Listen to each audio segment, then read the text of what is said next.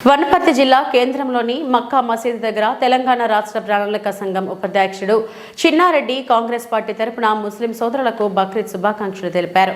ఈ సందర్భంగా చిన్నారెడ్డి మాట్లాడుతూ త్యాగం, సహనం, ఐకమత్యానికి ప్రతీక బక్రీద్ పండుగ అని తెలిపారు.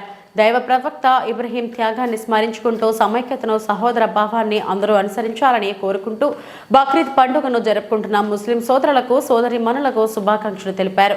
జీవితంలో ఎదురయ్యే సమస్యలను భయపడకుండా దేవుడిపై విశ్వాసం, సన్మార్గంలో జీవనం సాగించాలని బక్రీద్ పండుగ మానవాళికి గొప్ప సందేశాన్ని ఇస్తుందని తెలిపారు. తమకు ఉన్న దాంట్లో నుంచి ఇతరులకు పంచిపెట్టడానికి మించిన దాతృత్వం మరొకటి లేదనే స్ఫూర్తిని చాటి చెప్పుతుందని చిన్నారెడ్డి అభిప్రాయపడ్డారు.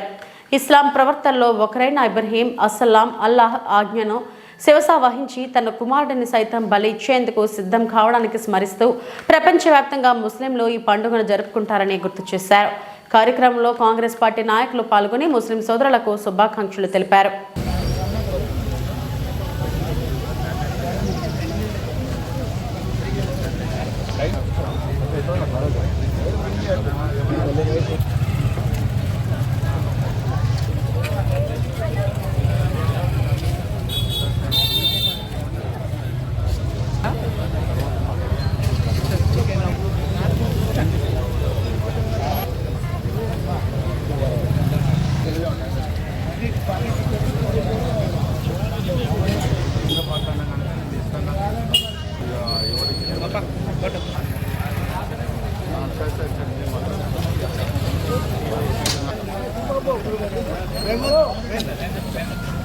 రైట్